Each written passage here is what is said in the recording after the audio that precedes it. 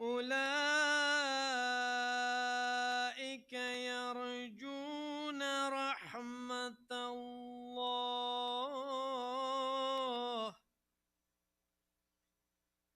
والله غفور رحيم.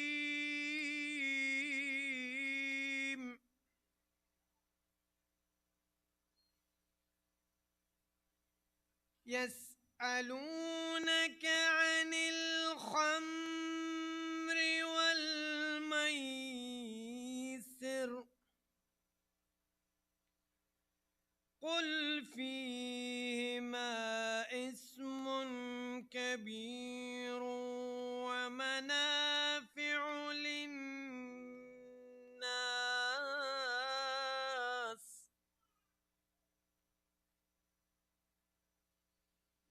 وإثمهما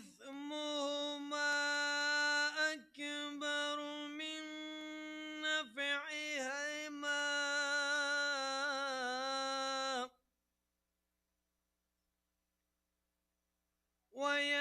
ويسألونك ماذا ينفقون قل العفو كذلك يبين الله لكم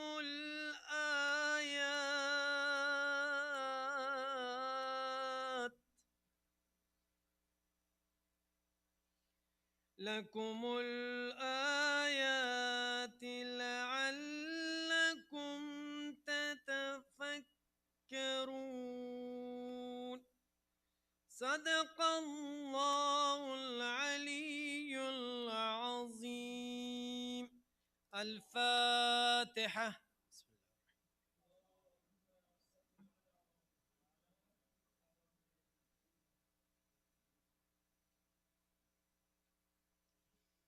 اعوذ بالله من شر شیطان اللعین الرجیم. بسم الله الرحمن الرحیم. جنگ بر شما مقرر شد و شما از آن اکراه دارید و چی بسا از چیز اکراه دارید که خیر شما در آن است و چی بسا چیزی را دوست دارید که برای شما بد است، اما خدا میداند و شما نمیدانید. از تو درباره جنگ در ماهای حرام میپرسند. بگو جنگ کردن در آن خلاف یعنی گناه بسیار بزرگ است، اما بازداشتن مردم از راه خدا و کفر ورزیدن به او و مانع شدن مردم از رفتن به مسجد الحرام و بیرون راندن مردم از آنجا در نزد خدا گناه بزرگتر است و فتنه از کشتار بزرگتر است. و آنها از جنگ با شما باز نخواهند ایستاد تا اینکه اگر بتوانند شما را از دینتان بازگردانند. و اگر هر کس از شما از دین خود بازگردد و در کفر بمیرد، اعمالشان در دنیا و آخرت تباه خواهد شد و اهل آتش خواهند بود و در آن خواهند ماند. آنانی که ایمان داشتند و مهاجرت کردند و در راه خدا جهاد کردند به رحمت خدا امیدوارند و خدا آمرزنده و مهربان است. از تو درباره شراب و قمار میپرسند. بگو در آنها گناه بزرگ است و سودهای نیز برای مردم هست، ولی گناهش از سودش بزرگتر است. و از تو میپرسند چقدر باید انفاق کنند. بگو آنچه بیش از نیاز شماست. بدینسان خدا آیات را برای شما روشن بیان میکند، باشد که اندیشه کنید. صدق الله العلی العظیم. صلوات.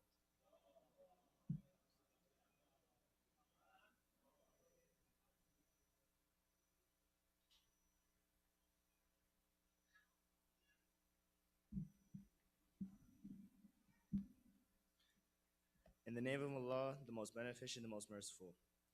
Warfare has been prescribed for you, though it is repulsive to you. Yet, it may be that you dislike something which is good for you, and it may be that you love something which is bad for you. And Allah knows and you do not know. They ask you concerning warfare in the holy month. Say, it is an outrageous thing to fight in it, but to keep people from Allah's way, and to be unfaithful to Him, and to keep people from the holy mosque, and to expel people from it, are more outrageous with Allah. And persecution is graver than killing. They will not cease fighting you until they turn you away from your religion if they can. And whoever of you turns away from his religion and dies faithless, they are the ones whose works have failed in this world and the hereafter. They shall be the inmates of fire, and they shall remain in it forever. Indeed, those who are faithful and those who have migrated and waged jihad in the way of Allah, it is they who expect Allah's mercy, and Allah is all forgiving, all merciful. They ask you concerning wine and gambling. Say, there is a great sin in both of them, and some profits for the people, but their sinfulness outweighs their profit. And they ask you what they should spend. Say, all that is surplus. Thus does Allah clarify His signs for you. Thus does Allah clarify His signs for you so that you may reflect. Sadaqallahu al-Aliyyul Azim.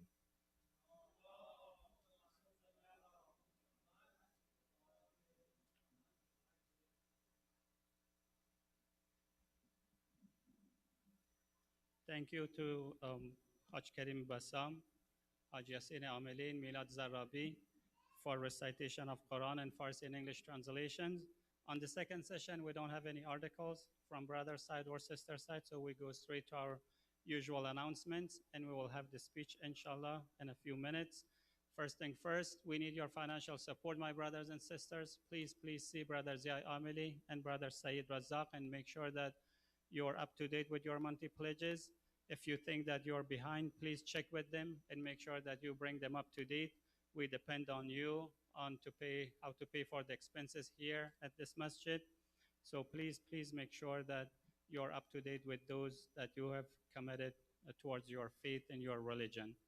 On this Sunday, there's a Azadari majlis at Ajzia's house at 6 p.m. So this coming Sunday, September the 11th, this is only for brothers. So if you have time, please show up at his house. He is here. You can ask him for his address. If you want me, I have his address. I can share it with you. But the program starts right at 6 p.m. So please make sure that you're there. Again, this coming Sunday, September the 11th, there's a brothers program, Majlis Azadari for Imam Hussain alayhi salam and Khatm Quran at Haji Zia Amili's house. Please, if you have time, please talk to other brothers and let them know. It's for all brothers, inshallah, to see you there. Last week, I mentioned that, especially from the sister side, not to take any videos. That still stands, but the only difference is that if you want to take a short video or the video of the speaker and you're in the first row, that will be fine. If your kid, if your child, if your brother, if your husband is doing an article, if you want to take their video, as long as you're on the first row and you're taking only a video from this side, it would be okay. But please refrain taking videos of other sisters around you, because that video might end up in some other groups and some sisters might not like it.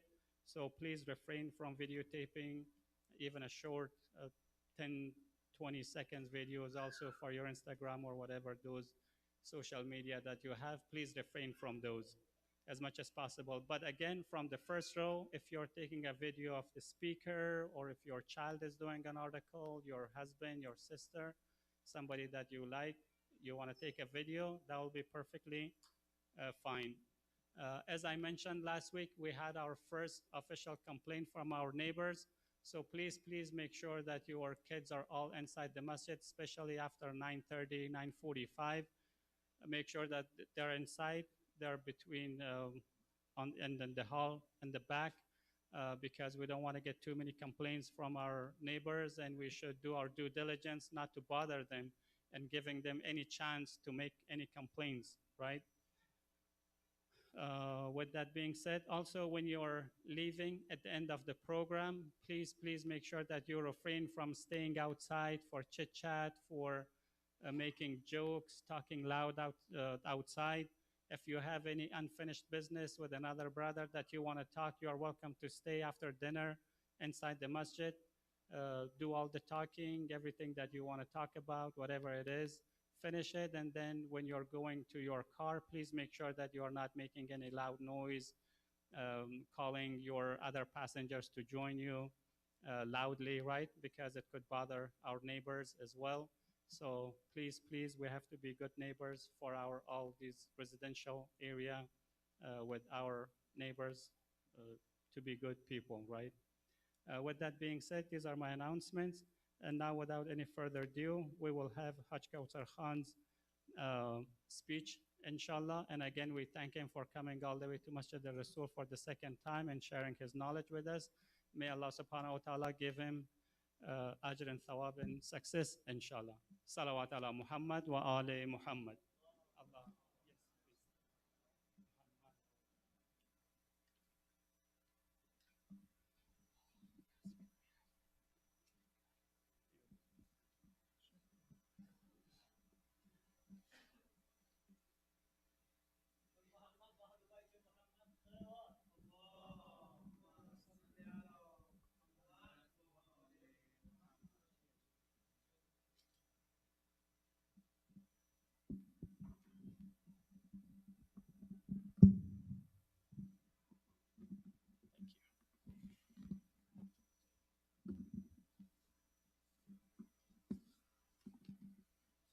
Very good.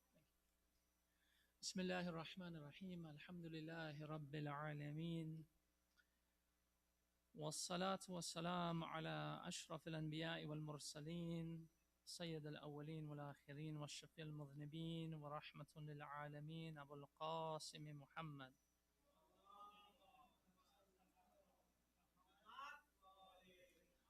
وعلى أهل بيت طيبين الطاهرين ولعنة أعدائهم أجمعين إلى يوم الدين. In the name of Allah, the most compassionate, the most merciful, all praise is due to Him. And may peace and blessings be upon His Prophet, the best of those from the beginning of creation to the best of those in the latter of creation.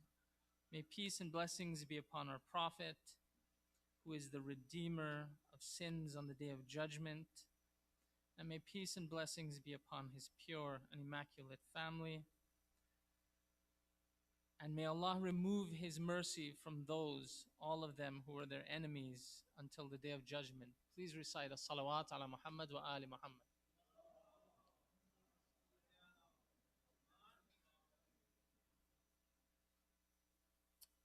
In these nights, first of all, before I begin, I'd like to say that inshallah, we all pray for Sheikh Mudarris to come back. I know you guys are eagerly waiting for him to take Fridays, but you'll have to settle with me for just a little while longer, inshallah. So in these nights,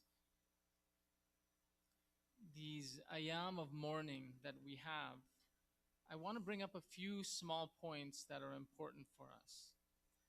Now, what's happening in our community, all across the globe, there's an event happening that's very important, that although we're sitting here in Southern California, there are lovers of Ahlul Bayt sitting in Houston, in Texas, in Arizona, in New York, in all of the 50 states, there are lovers of Ahlul Bayt. There are lovers of Ahlul Bayt sitting in Europe. There are lovers of Ahlul Bayt in the Middle East. There are lovers of Ahlul Bayt in Africa. There are lovers of Ahlul Bayt all over the globe. But in knowing that, we have to know that during these nights and during these days, an event is happening that is unlike any event that happens across the globe. That event is the event of Arba'in that is coming up. And maybe from this community, maybe from other communities, from every Shia community across the globe, people are getting up, they're taking a flight, and they're going to Najaf, and they're walking from Najaf to Karbala. Now, this is not something small. This is not something that we can say, yeah, we're born into this, so we say, oh, yeah, it happens every year. Yeah, I'm aware. I know it. This is the largest gathering every year in human history that is happening now. It is the most powerful, peaceful gathering that's happening in human history now. People from all walks of life, from all classes of society, from all economics, all of them are converging on one place. They're walking to Karbala. And you know, it's funny because in these days now, we've been complaining about it's so extremely hot, it's difficult. So those zuwar are walking in 115-degree heat. From Najaf all the way to Karbala. And you ask them, you know, why do you walk? This is something important. They describe this journey as the highway of love. They say we're walking for Imam Hussein. Now what happens there? Well, nothing. You just walk and you get to Karbala and you give your salam to Imam Hussein. That's it. That's it, nothing else. Just give your salam to him. And along that path, you become a guest of every lover of Imam Hussein. So I don't need to tell all of you, you've all seen it, and I want to mention this before I get to the topic of my speech. People give, and they invite you in, and they help you, and may we all get to experience that, to go on that walk. But people don't take from you, they give to you. You can't find this anywhere across the globe. Nowhere. In no society, in no culture, amongst no people. You can't find any of it. But it just happens for Abu Abdullah al-Hussein. Now, the simple answer, and it's a very simple answer, why do people do this? The answer we give is that it is the love of Imam Hussein that draws a person towards this event. It brings people. People book tickets. And you know, you go to Najaf and Karbala and you see it. Every time you see it, over and over again. The people that come are the people, many people who don't even have money to come. Many people who haven't, you hear the stories, people have saved up, and they come, they just want to do this walk for Imam Hussein alayhi salam. Now, this concept of love, which is the topic of my speech, we have many hadith about love, and it's a very strange concept.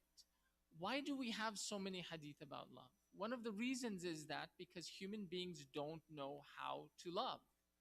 It's something very strange. We all think, I've mentioned this in previous speeches, we all think that we know how to love, and we don't. We have no idea how to love.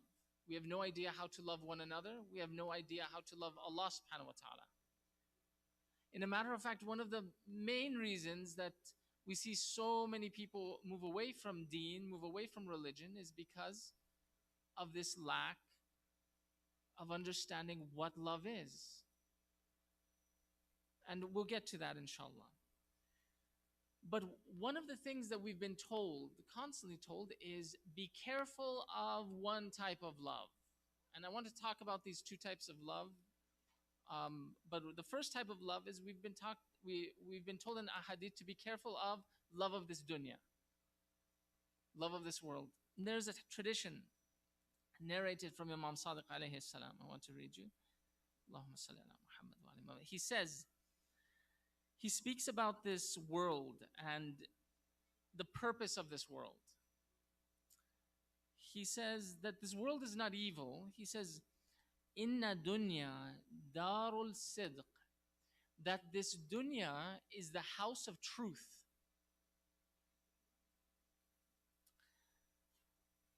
Liman sadaqaha, for the one, this dunya is the house of truth for the one who appreciates its truth, for the one who understands its truth.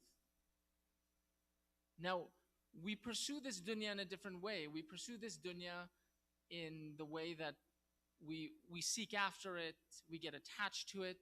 But the Imam here is saying that this dunya is something else. It's, if we really pay attention to this dunya, it's a place of truth. We can learn a lot from this dunya. If we watch the people in this dunya, we watch how they succeed, we watch how they fail. We observe life and death. This dunya becomes a place of truth for us. We can learn a lot from it.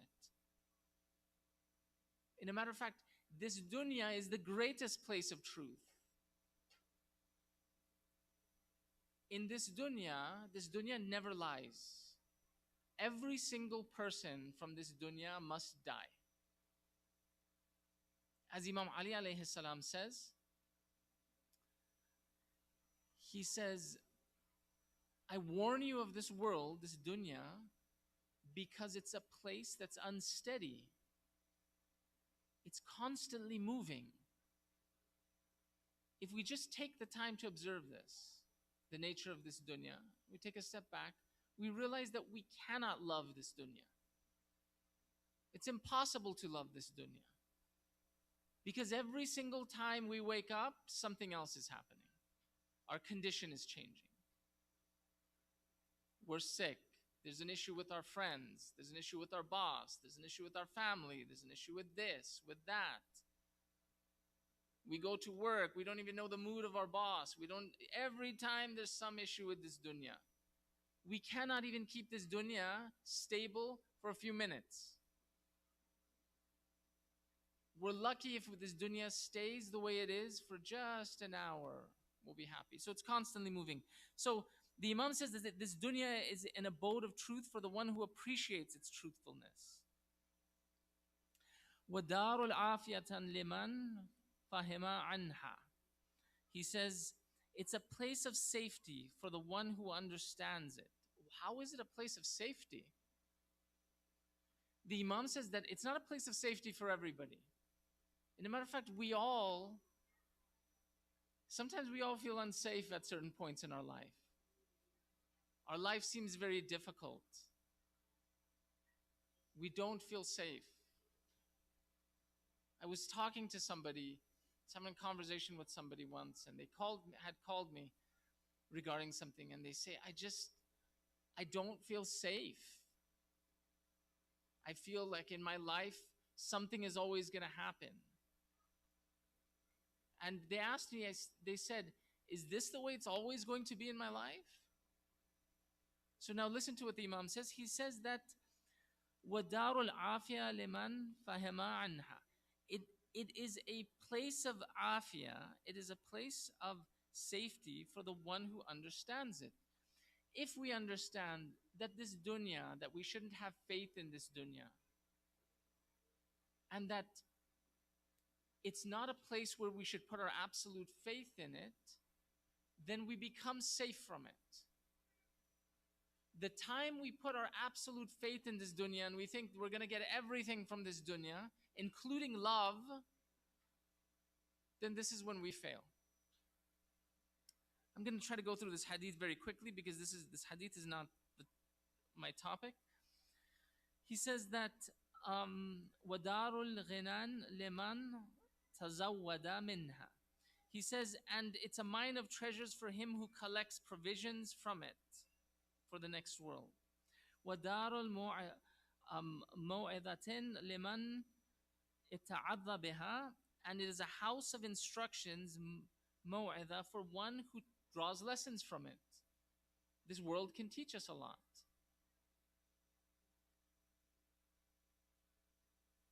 Now it depends. We can learn a lot of wrong things from this dunya, or we can learn a lot of correct things.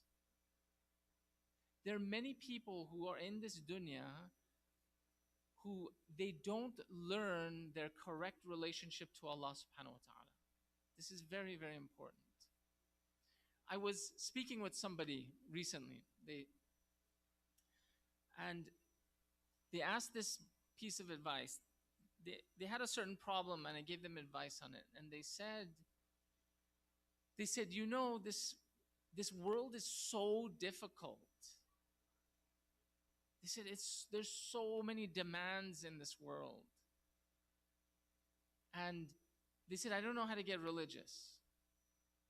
And I said, well, what's so hard? What are you having trouble with? And they said, I'm having trouble with getting religious because it seems like everything in life is difficult, and I fear that if I turn towards religion, that'll be difficult as well.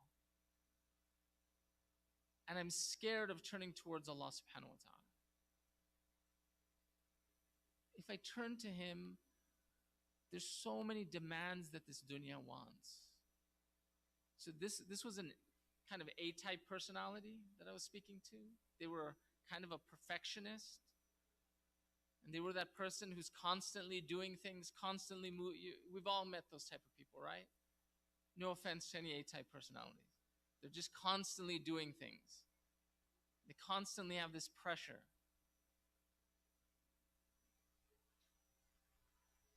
And they said to me, I'm scared that if I go to Allah subhanahu wa ta'ala, if I become religious, that all of these duties and pressures will be even more. And I said, why do you believe that? And they said, I don't know. That's just what I believe about religion. I believe that Allah subhanahu wa ta'ala, if I turn to Him, I'm going to have just more responsibilities. And my life is going to be more difficult. So we will get to that, inshallah.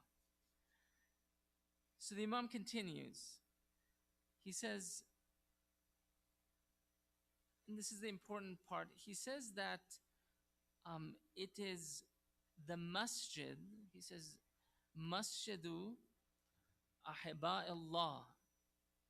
He says that it is the masjid of those who love God. This is something very, very beautiful. This dunya, not this masjid, this whole dunya, everywhere you go, it's a place to love Allah subhanahu wa ta'ala. Now, let's go back to Karbala. In Karbala, we know this to be, when somebody comes to us and they ask us about Karbala, we describe to them that Karbala is all about love. We see love displayed everywhere in Karbala. And it's funny because when we describe Karbala, it's described as a very violent thing. We talk about the battle and we talk about all of these events, tragic events that happen, but we know that Karbala draws our hearts. It's not a scary thing. There are children, when we do this majlis of Imam Hussein alayhi salam, there are children in the majlis.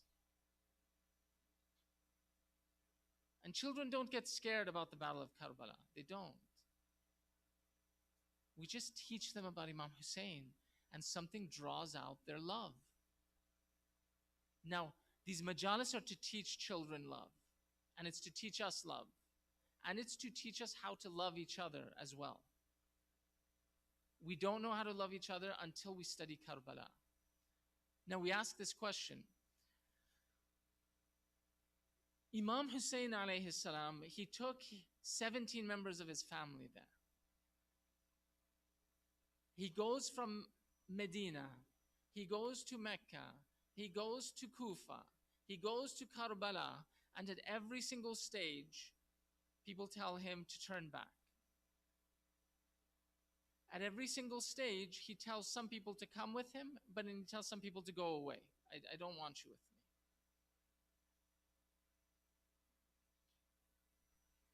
But he stops at Arafah. It's very important. He stops at Arafah and he gives, we typically know the dua of, there are two du'as of Arafah that we have. We have the dua of Imam Sajjad alayhi salam.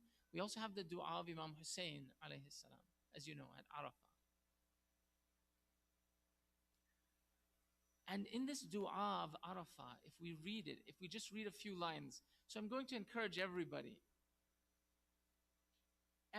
just even if you're not paying attention to the speech now and you're talking, so I know many people are talking. So for all those people talking right now, just take this one thing from the speech for all those people talking. Just 10 seconds, 10 seconds. Just take this. Even if you don't think what I'm saying is important, just take this 10 seconds of what's important. Tonight, tomorrow, go home and look at Dua Arafah. Dua Arafah will change your relationship with Allah subhanahu wa ta'ala. There are many people who have doubts about religion. There are many people who have misconceptions about religion. There are many people who don't understand religion, which is all of us. Just go and read Dua Arafah of Imam Hussein. Okay, I want to read a few lines for you. Just a few lines. Imam Hussein alayhi salam starts off with this. He says, we need to know the mindset of Imam Hussein. What is it that caused Imam Hussein alayhi salam to go to Karbala? What is it that caused him after he was told you can leave? He said no. What is it that caused Zainab when she was in the court of Yazid to say, Ma ra'aytu illa jamilan? I have seen nothing but beauty. What's the psychology that causes this? Who is that God? This is very important. Who is that God that caused these people to give these answers? After 17 members are killed, after children are killed, after children are beaten, after they're dragged through the sand. But yet Zainab says this. This shocked Yazid. What did Yazid say? Yazid said, where is your Lord now? And Zainab's response is, Yazid, do you think you have defeated us? I don't know what God this is that Imam Hussein believed in. It's not a God that we believe in. It's something special. We have to find out. Imam Hussein stopped at Arafat to teach us this before he went to Karbala. He stopped to teach us the God that he worships. Few lines from Dua Arafah. Now, Dua Arafah, let me say this. It teaches us how Allah wants us to approach Him, not how we approach Him. We have a bunch of different things. We approach Him how we were taught in Sunday school. We approach Him by what our parents told us. We approach Him by what some elder, auntie or uncle told us. We approach Him by what our friend tells us. We approach Him by what somebody on Facebook said or on Instagram. I want you to get rid of all of that. I just want to listen to what the Imam says for the next few minutes. Imam Hussein alayhi salam at Arafah, he says, Allahumma inni arghabu ilayk. He says, Oh Allah, I willingly desire for you. I'm willingly coming to you. This is beautiful, beautiful, beautiful. Imam Hussein teaches us the first lesson. Now, listen to this. He's going to Karbala. He's about to die. Imam Hussein knew he was going to die. They told him in Medina. If this was anybody here, at least if it was me, and maybe not you brothers and sisters, if we arrived at Arafah, the first thing I would be saying is, oh Allah, I'm in trouble. Oh God, I'm in trouble. Help me, save me, do something for me. I need it, I need you. This is beautiful. He says, Allahumma inni arghabu ilayk. Oh Allah, I desire you. I'm willingly coming to you. I'm willingly desiring you. I have come here to Arafah. I'm on my way to sacrifice, but I came here for you. Allah subhanahu wa ta'ala doesn't want us to be forced into religion. This is the story of Karbala, by the way. When Imam Hussein gets to on the night of Ashura, what does Imam Hussein do? Imam Hussein alayhi salam says, okay, you guys promised me you would come. You gave me a promise for myself. Your promise is over. Now you can leave. Go. Then the Imam says something very interesting. He realizes maybe these people who promised me were shamed into coming here. Maybe out of respect, they're like, I can't leave. I went all this way. Maybe somebody has a religious pretension. They want to show society or community, oh, I'm religious. All these people are looking at me in this tent. Imam says, turn out the candle. I don't even want them to feel shame. I want them to be here just out of love. Not out of even love for me, but out of love for Allah subhanahu wa ta'ala. But all of those people learned a secret. Why is it when we die, we pray, we hope that 10 people come to our funeral? So recently, about a month and a half ago, I went to a funeral, and at that funeral, a relative of mine passed away, and there was a funeral right after that. And after that funeral, there was nobody that came to that funeral except maybe 3 people. I think it was the wife, the daughter, maybe 5 people maximum came to this person's funeral. May God have mercy on them. 5 people.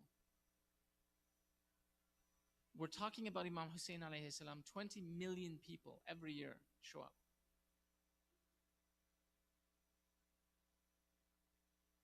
This love that Imam Hussein alayhi salam is talking about of Allah subhanahu wa ta'ala, that's what draws them. Let's continue. So Imam Hussein is telling us, religion is hard sometimes. It's not easy sometimes. But Allah subhanahu wa ta'ala wants us to come to Him because we want to come to Him. He wants us to desire to come to Him. And this is what the Imam is teaching us. I've said this in many youth groups. A lot of times people ask me this question, why should somebody pray? Why should somebody wear hijab? Why should somebody do this particular thing? And hijab is a very interesting one. Many times people will give all these reasons. Wear hijab because you'll be recognized, because this, because that, because it's an identity, whatever the reasons. And I always say this. I always say those are horrible reasons. You pray, you fast, you do any religious duty because you sit with yourself and you ask yourself, am I doing this because I love Allah subhanahu wa ta'ala? Because I connect to Allah subhanahu wa ta'ala? When we do it for that reason, then we'll never leave a religious duty.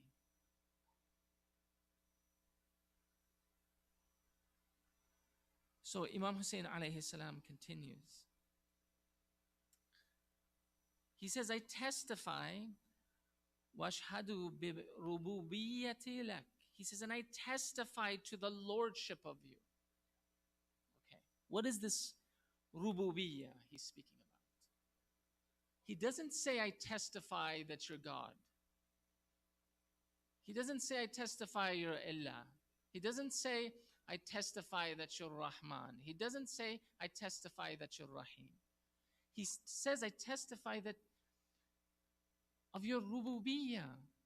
A Rabb is somebody who takes care of someone. It's somebody who loves somebody. It's somebody who nurtures somebody. It's somebody who causes someone to grow. Imam Hussein alayhi salam says at Arafah, knowing he's going to get killed, he says, oh God, I testify that you are my Rabb. You've nurtured me and you have taken care of me. You've done everything for me. Allah subhanahu wa ta'ala does not want us to look at him,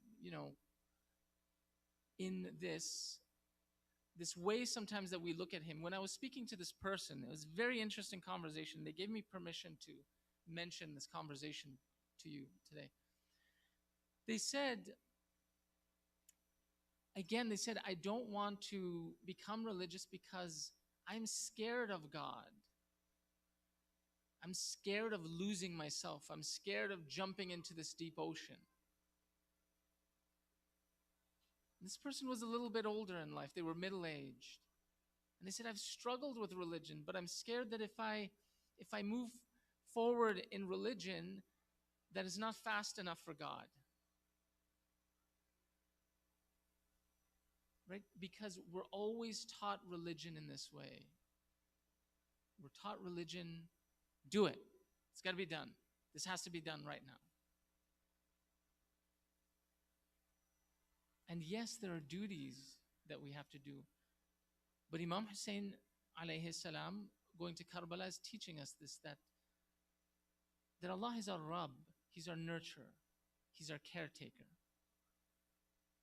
Sometimes, yes, if we don't do something, the penalty for not doing that is what? It is to do tawbah. That's it, and try again. Let's continue with what Imam Hussein alayhi salam says. He says, وَأَنَّ إِلَيْكَ مَرَدِّي, and to you shall be my return. Why is it in Imam Hussein is talking about death and fire and all of these things? Imam Hussein alayhi salam wants us to know that this relationship between us and Allah subhanahu wa ta'ala is that we desire to reunite with God. We came from God. We always say this, Inna lillahi wa inna ilayhi raji'un. And so Imam Hussein alayhi salam is telling us what the end of this story is. The end of this story is that we'll return to God. We'll be close to God. And he wants to remind us of this connection. He continues.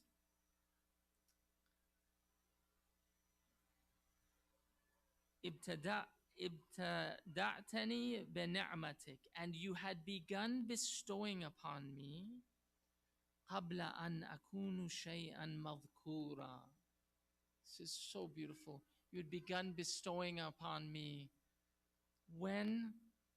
before I was even a thing worth mentioning. In Surah Insan, there was a time where nobody mentioned our name. There was a time where we weren't known. Now, we know that time. That time was before we had a name. That time was when? Before we were born, right? Before our parents conceived us, right? Imam Hussein alayhi salam says, no. That's not before you were worth mentioning. He says, Lam tukhrijni li ra'fatik bi. He says, as you have not taken me out in this world on account of your sympathy to me. So he says,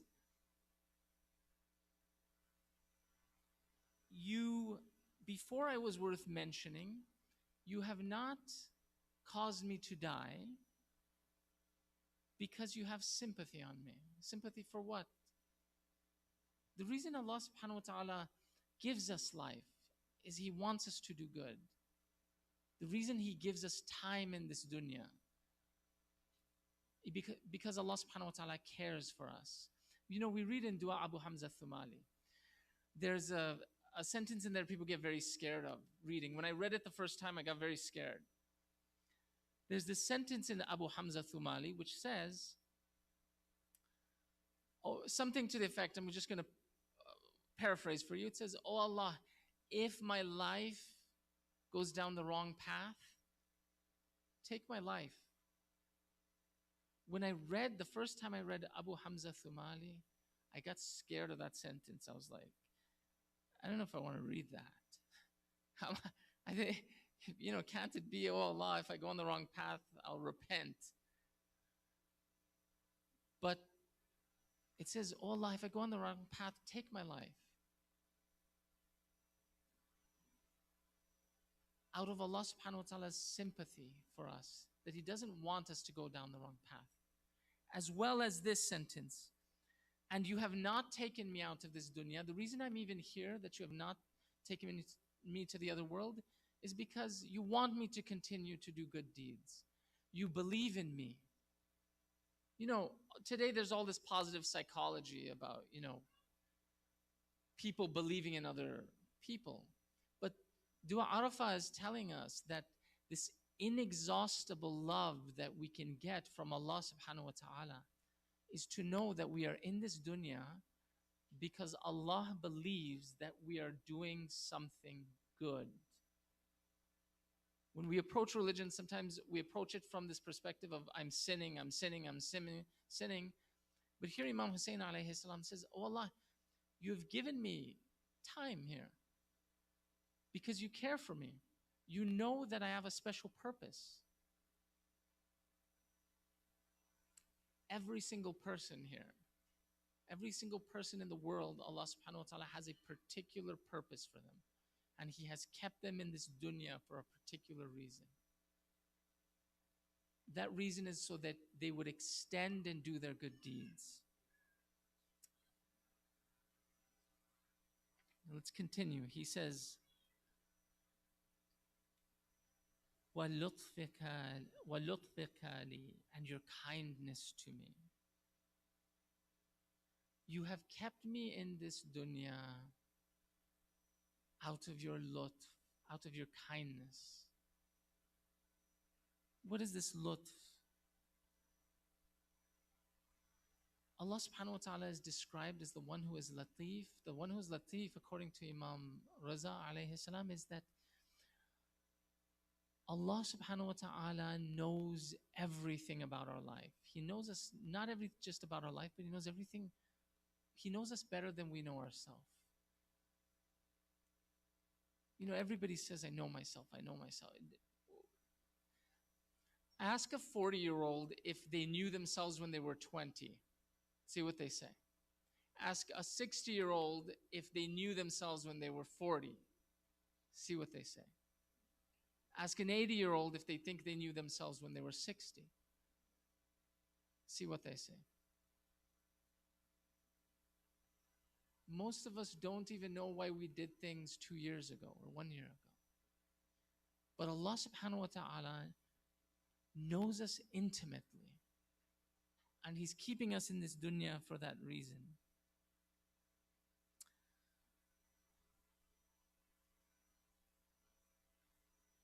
Now, the Imam continues again with these sentences, and I'll wrap up soon.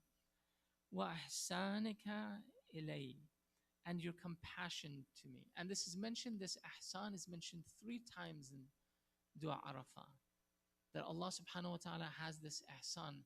Now, when we think of difficulty, everybody here has problems in their lives. Everybody.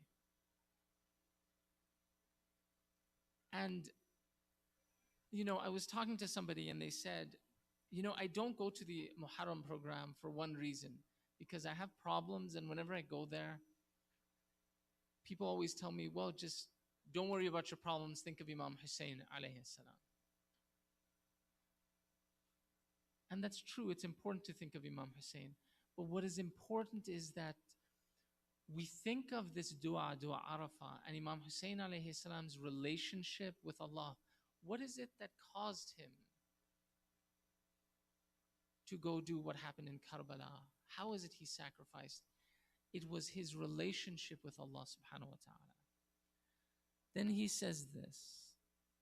Now here is where he speaks about what we talked about before about not being mentioned. He says this.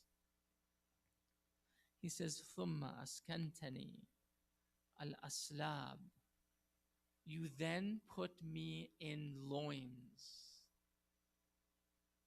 Okay? This is very important. He's not talking about when we were in the womb of our mother.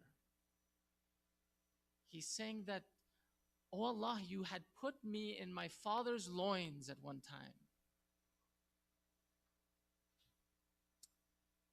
آمِنًا لِرَيْبِ الْمَعْنُونَ. He says, and you had saved me from time. I existed in my great, great, great, great, great grandfather. You were watching me then. It's not just that Allah subhanahu wa ta'ala is watching us in this dunya. Okay, we came into this world, we were born to parents, we came into our wombs, and now Allah is watching us. Allah knew about us. He knew our birth. He knew our time in this dunya. He knew what we would do.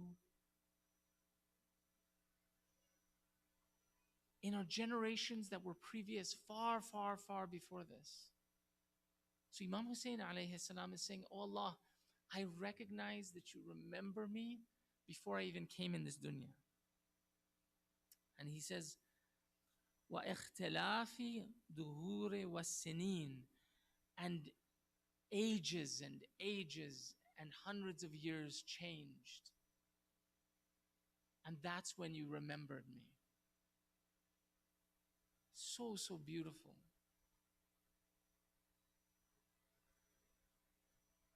And he continues, he says, فَلَمْ أَزَالْ ضَائِنًا مِنْ صُلْبٍ إِلَىٰ رَاحِمٍ. He says, I was moving from my father and my mother and my grandparents and then my parents, and I kept moving and moving from generation to generation.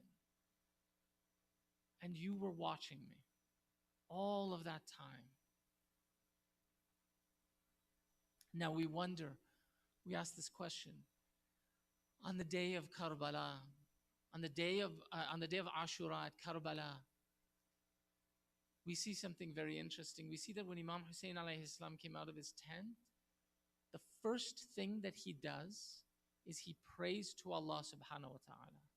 There are 17 dua that Imam Hussein alayhi salam prays at Karbala. 17. He remembers Allah subhanahu wa ta'ala publicly at least 17 times. How is that possible? He has enemies around him. He has tribulation around him. His family is crying. He's starving. But the first thing he does was when he exits the tent and he faces his enemy, he begins to do a dua to Allah subhanahu wa ta'ala and remembers Allah.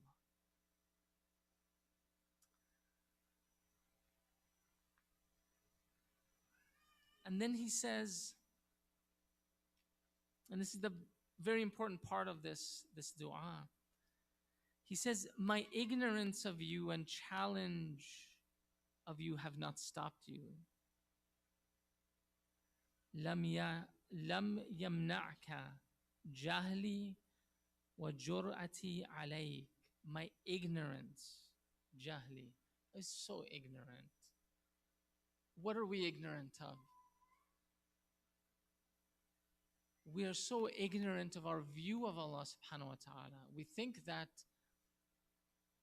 we have this idea of Allah subhanahu wa ta'ala that we can't approach him. We have this idea of Allah subhanahu wa ta'ala that the little that we do is not enough. We read about this in Dua Kumail, right? They do Dua Kumail. You guys do Dua Kumail here? You read this line from Dua Kumail. We've all memorized this line. Ya Sari'a Riza. Oh, the one whose pleasure comes quickly. If you ask me how to please somebody like me, I'll give you a long list. I'll give you I got high demands. I need this and this and this and this. If you ask most of us what makes us happy, we have a list in the back of our mind. Maybe we won't say it amongst religious people, but we've got a list. We've got a long grocery list of all these things that we want. But Allah subhanahu wa ta'ala, even if we do a little, a tiny, tiny bit, Allah subhanahu wa ta'ala will accept it. But He doesn't just accept it. When somebody does something for us, we typically do this. We say, well, at least I got this, right? We go to work, we go to school. For those people who go to work and you get your yearly bonus, you're never satisfied. You're like, well, at least they gave me this much. Or businessmen, at least I made this much. Or couples, well, at least my husband gave me this much. At least my wife did this. We always have these huge expectations. Allah subhanahu wa ta'ala does not have huge expectations. He actually says, not only does He accept a little, He becomes pleased with a little. My ignorance of you. And something more. وَجُرْأَتِي عَلَيْكَ. And I challenged you. How many people, if we were to speak or we were to say something and we get challenged, if somebody insulted us, let's say, God forbid, I'm just going to use the brother because I love him. I always come here and he greets me. Just suppose this brother was up here and somebody challenged him and insulted him. Right? He would be very upset. If somebody came here, challenged me and insulted me, I'd probably be upset with that person a long time. If one of you came up here and somebody challenged you, you'd be upset for a long time. You wouldn't even forget. Maybe years. Imam Hussein alayhi salam is saying this at Arafah. He's saying that I was so ignorant of you, God.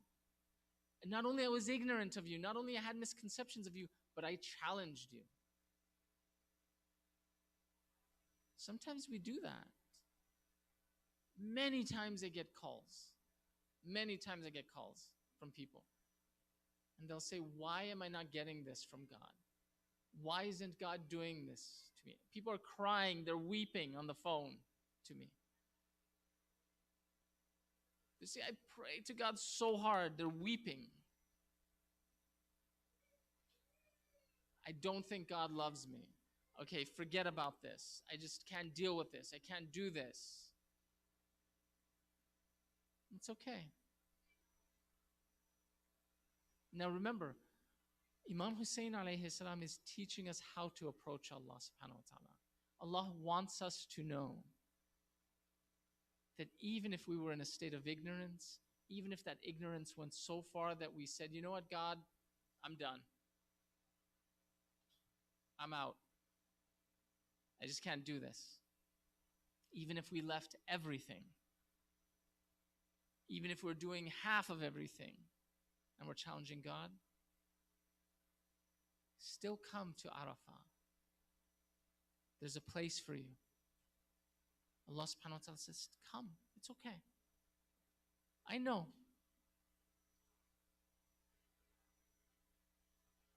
For those of you who have children, children will challenge you, right? They'll challenge you. And for those of you who are children, or even teenagers, or even in your 20s, you will challenge your parents.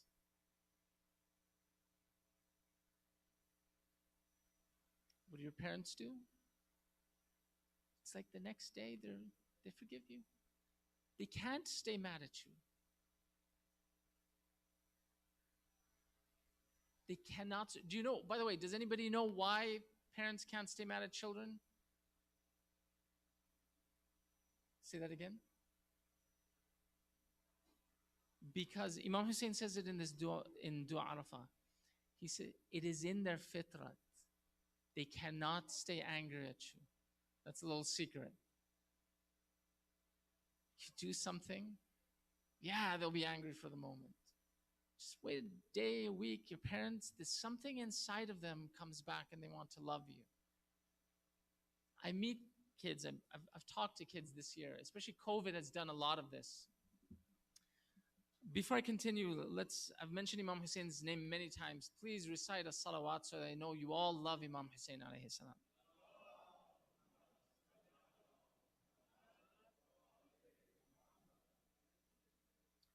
That's the best participation.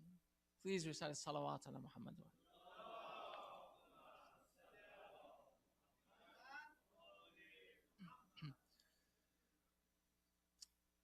Imam Hussein alayhi salam mentions in Dua Arafah, in this dua, I skipped over it, but he mentions that, oh Allah, you remembered me in many ways. One is in generations previous, and then when I was born, you remembered me in the womb, and then you caused my parents to love me. You caused that, Allah. This is why parents can't help from loving children. Even if your parents are angry at you and you're doing something wrong, don't think your parents don't love you. I was gonna say, I meet children, they'll say this, adult children, right? Because this is the age where everybody has trauma and everybody has something to gripe with their parents and everyone's angry with their parents. This is the age of that. It's the age of complaints. And parents too. Parents, it's the age of everything is wrong with their children. But I get children who say this. They say, yeah, my father doesn't care. I said, no, your father cares. No, you don't know. My father doesn't. No, your father cares. He has to care. No, I don't think he cares. It's okay, I'll just do this. I said, tell him. Even if he's got a sour face, trust me, there's something way deep down in there. He loves you. He can't resist. He may even look like that. That's just your father, or that's just your mother, but he loves you. Even if he's angry at you, he still loves you. When we go to Allah subhanahu wa ta'ala, even if we oppose Allah subhanahu wa ta'ala, we do one thing, one tiny thing, not a big thing, one tiny thing, and everything turns around. A small thing.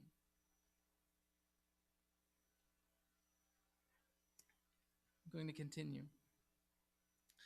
He says, my ignorance of you and challenge have not stopped you. And dadaltani ila ma yuqarrabuni ilayk, from showing me that which takes me near to you. Now, when we are angry at God, when we challenge God, we somehow think that Allah subhanahu wa ta'ala will not be there for us. We somehow think this. And then what happens is we go through hardship. And then we feel even more shame and guilt. And we think, oh my God, now I'm not going to go back. I'm not going to pray to God. I'm not going to be religious. I can't do it. I've come this far. And sometimes that tiny little level of hardship in us is an invitation from Allah subhanahu wa ta'ala. And this is what Imam Hussein alayhi salam says. He says, my ignorance and challenge didn't stop you from showing me what it takes to get close to you. Allah subhanahu wa ta'ala is always inviting us. Every second He's inviting us to Him. We forget that. We somehow think that just because I did something or I'm far from doing a particular action. Now, many of you are religious. Many of you here are on Friday night. But this is not for people who have just left religion. This is for all of us. All of us, there's that one sin that we have. Everybody has at least that one sin that we just cannot leave. We're always tested with it. Tested again and again and again. till that one sin tires us out so much. It could be a sin of anger, it could be a sin of shahwa, it could be a sin of anything. But there's one, everybody has one. We all know what that is. Each of us have a different one. And we're tested and tested and tested. And we go back to that sin. And we may go back to it and go back to it. And what Imam Hussein alayhi salam here is teaching us that it doesn't matter. When we approach Allah subhanahu wa ta'ala, know that whatever trouble we're in, it's only there to bring us closer to Him. And from leading me to that which grants me proximity to you. Now, the end part of this dua, فَإِن دَعْوَتُكْ أَجَبْتَنِي. So if I pray to you, O Allah, you will respond to me. Imam Hussein alayhi salam at Arafah could have said, everything is forsaken. I'm done. I mean, he knew he would die. But he was teaching us something. And he wasn't just teaching his family, he was teaching the whole Muslim community, and he was teaching the companions that came with him. He was teaching them this. So God, if I pray to you, you will respond to me. You will answer me. It's, everybody's going to say this. Everyone's going to say, oh, no. I prayed to God and I didn't get what I want. You just read, there was an ayah of Quran, the person just read. There may be a thing that you want, that you love, that is bad for you. There may be a thing that you love that's bad for you, but Allah will respond to you. So we may pray for something that we think is good for us. It may be bad for us. Allah is still responding. And this last sentence, before we wrap up. وَإِن سَأَلْتُكَ أَعْطَيْتَنِي. And if I beg you, you will give me. Allah subhanahu wa ta'ala wants us to beg Him. He wants us to ask from Him. It doesn't matter. We can have, these pretensions in front of everybody else. He doesn't want us to beg from people. But to Him, no matter what trouble we're in, no matter what difficulty we're in, no matter how many times we've turned away from Him, He still says, come and beg from me, ask of me, and I'll respond to you. Now, Imam Hussein alayhi salam, we see that this, I give you a short glimpse of, a tiny little glimpse of Dua Arafah. If we can go home and just read this dua, if we want to rekindle our relationship with Allah subhanahu wa ta'ala, just read these few sentences or even read a portion of Dua Arafah. It will change our life. And begin to ponder on these.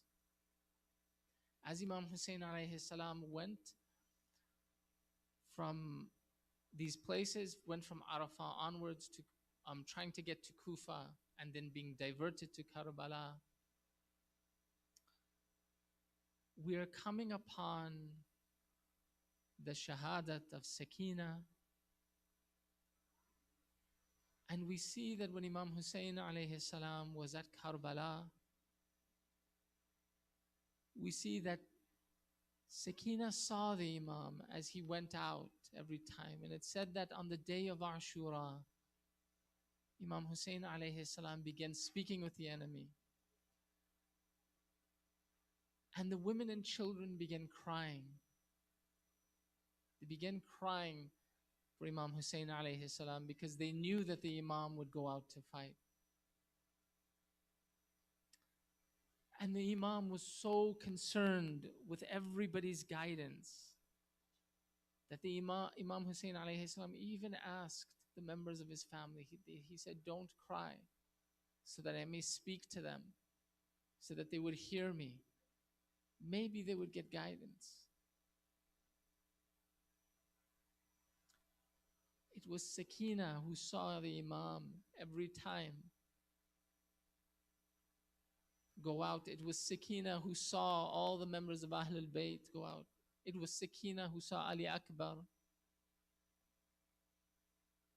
It was Sakina who saw Zainab. It was Sakina who was taken to Sham.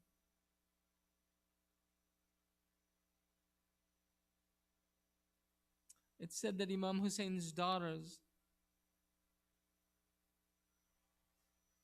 were looking at Imam Hussein's head when they were in Sham. And they said to Yazid, "O Yazid, do you take the daughters of Rasulullah? Do you take us as slaves, as captives?" And they began to weep. And the audience that was there, they began to weep when they heard the daughters of Imam Hussein alayhi salam.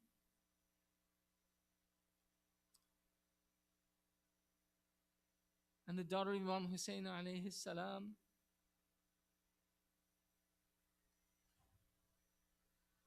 it said that someone turned to Imam Hussein's daughters and they said, "Oh daughter,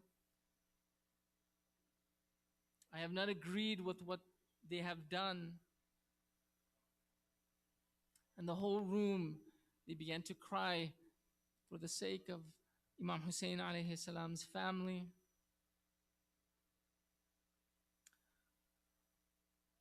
The family of the Prophet was put in prison at that time. Zainab was given a chance to speak, and she spoke to Yazid. I'm going to read a short part of her sermon that she gave in the court of Yazid. Please recite a salawat ala Muhammad wa ali Muhammad.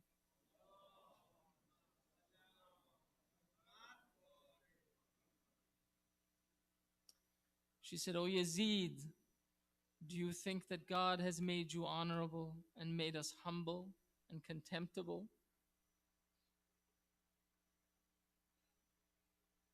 That's okay. That's okay.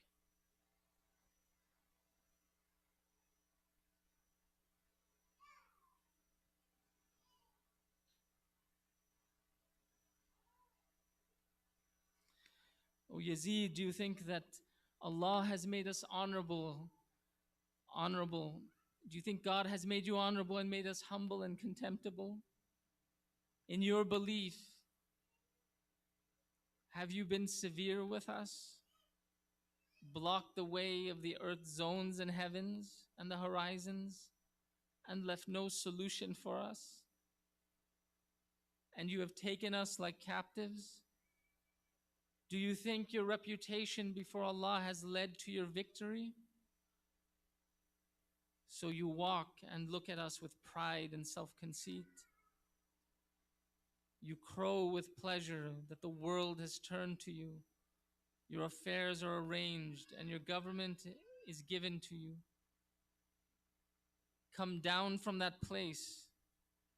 Have you forgotten the words of Allah, who says, "And let not those who disbelieve think that our granting them respite is better for their souls. We grant them respite only when they may add to their sins, and they shall have a painful punishment."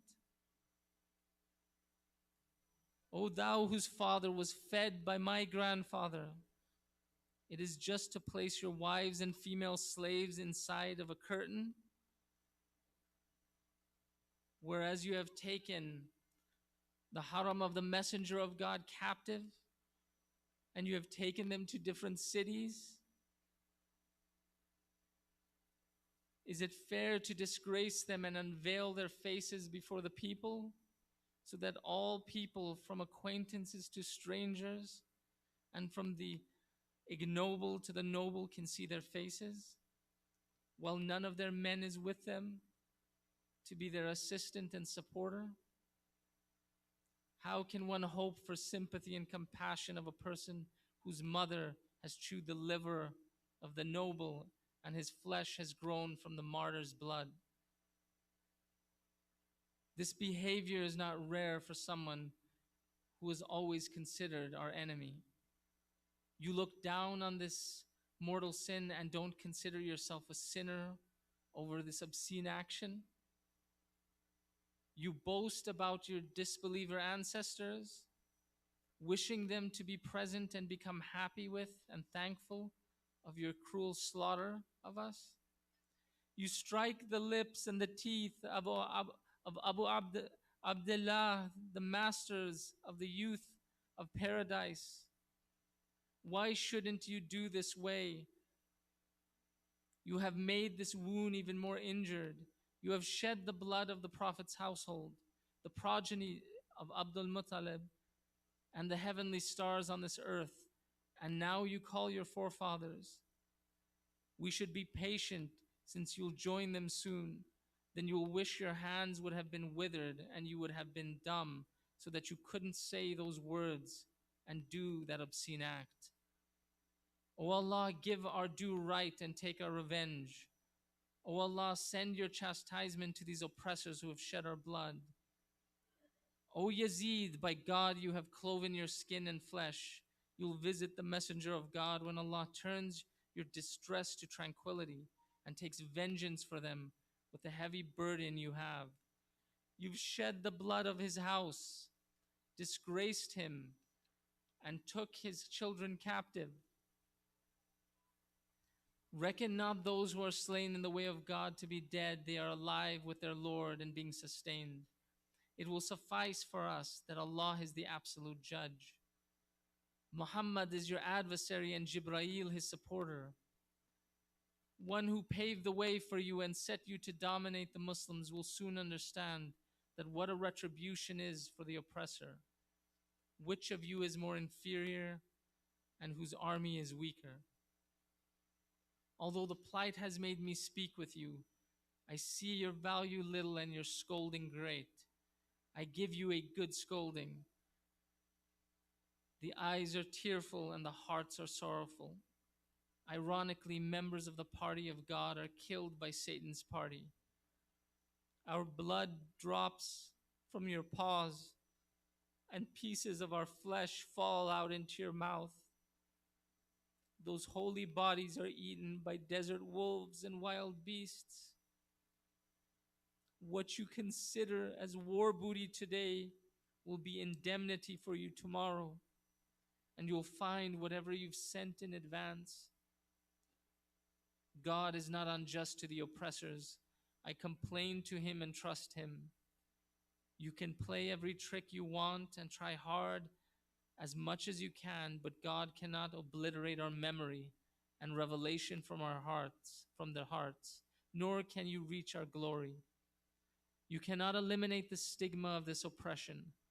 Your ideas are invalid and unstable, and your government is transitory. Your tranquility will turn to distress on the day a heavenly voice cries out. Be aware. May God curse the oppressor and praise to Allah, the Lord of the worlds. Praise be to Allah, who first brought us happiness, and next the martyrdom and blessings. I ask him to give our martyrs great retribution and increase their reward. He is an excellent ruler over us, and he is the kindest of all. We only trust in him. We ask Allah subhanahu wa ta'ala in these nights to bring us closer to the love of Ahlul Bayt alayhim salam. We ask Allah subhanahu wa ta'ala to take us one day to Karbala so that we can do the walk to Imam Hussein. We ask Allah subhanahu wa ta'ala to connect our hearts to this dua Arafah, to allow us to see Allah subhanahu wa ta'ala with the love that Imam Hussein alayhi salam taught us, to allow us to turn to Allah and to return to Allah subhanahu wa ta'ala through our sins and our ignorance and our oppression, whatever we may have done. We ask Allah subhanahu wa ta'ala through our life, even though we're having difficulty, to allow us to recognize him to see Him in our life, to hold on to the rope of Allah subhanahu wa ta'ala and not let go. We ask Allah subhanahu wa ta'ala, even though we're weak and we're incapable and we try not to do sins, we ask Allah subhanahu wa ta'ala to have mercy on us, to answer our prayers, and to unite us with the 12th Imam. Wa sallallahu ala Muhammad wa alihi tahirin. Allah.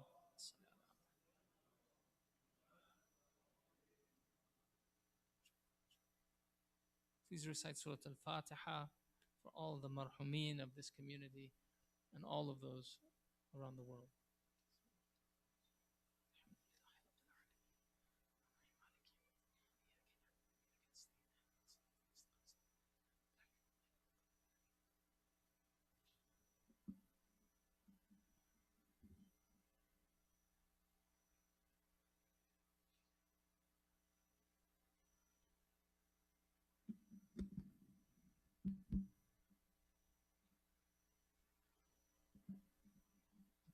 بر محمد و اهل بیت محمد صلوات.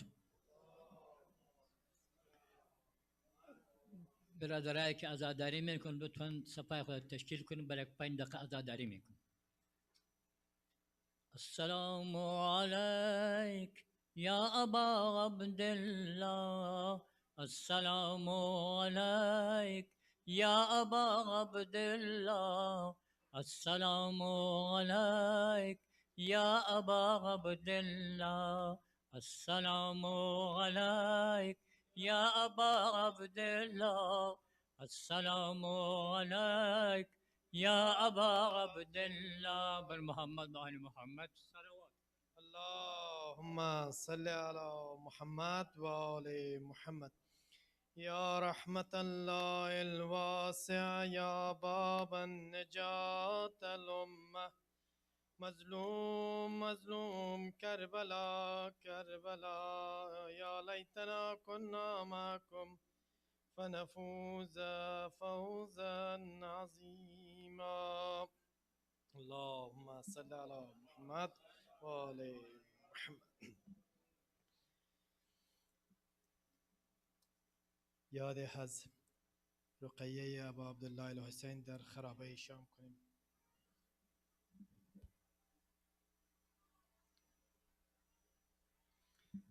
در گوشه خرابه دل بیقرارم امشب، در گوشه خرابه دل بیقرارم امشب. بابا بیا نظر کن بر آل زارم امشب، در گوشه خرابه دل بیقرارم امشب، در گوشه خرابه دل بیقرارم امشب. اما بگو که چون شد بابای مهربانم، اما بگو که چون شد بابای مهربانم. بودن فروغ جانان اندر کنارم امشب، در گوشه خرابه دل بیقرارم امشب، در گوش خرابه دل بیقرارم امشب. اما به دامن او اکنون نشسته بودم، اما به دامن او اکنون نشسته بودم. مشغول گفتگو بود آن گل آزارم امشب، در گوشه خرابه دل بیقرارم امشب در گوشه خرابه دل بیقرارم امشب اما چون جان شیرین اما چون جان شیرین در بر مرا کشید و با اشک دیدم شست از رخ غبارم امشب اما بگو که دل بیقرارم امشب در گوشه خرابه دل بیقرارم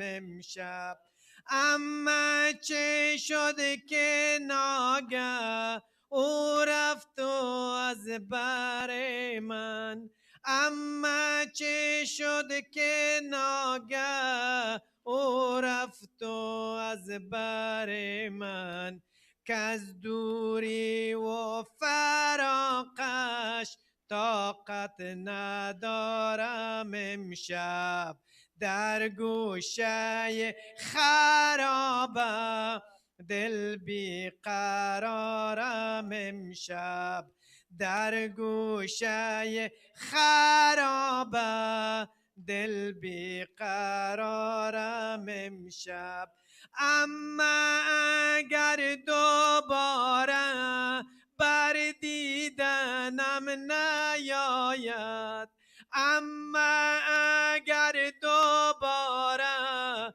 بر دیدنم نیاید من در همین خرابه جان می سپارم امشب در گوشه خرابه دل بیقرارم امشب در گوشه خرابه دل بیقرارم امشب صلوات محمدی أجركم من الله متوجه زيارة ما باشن بالعزيز